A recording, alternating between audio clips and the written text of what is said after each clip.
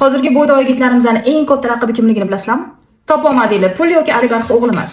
Даже geylik emas, prikin. O'sha korobka hali ham demadan, Hozirgi o'ylanib o'tgan bolalarimizning eng katta raqiblari qizlarning dugonasi. Eng yaqin dugonasi. Chunki u sendan farqli telefonni любой время ko'taradi. Chunki qizlarning dugonasi sendan farqli yeyotgan narsasiga, kiyotgan kiyimiga va kim bilan uchrashayotganiga qo'shimchilik qilmaydi. Qizlarning dugonasi sendan farqli uni hamma gapini eshitadi va podдержка qiladi. Qizlarning dugonasi sendan farqli uni har qanaqa holatda, kasal bo'lganda, sog' bo'lganda, jahli chiqqanda, chiqmaganda, qorni och yoki to'q bo'lganda, boshini yumaganda ham bir xil qabul qiladi.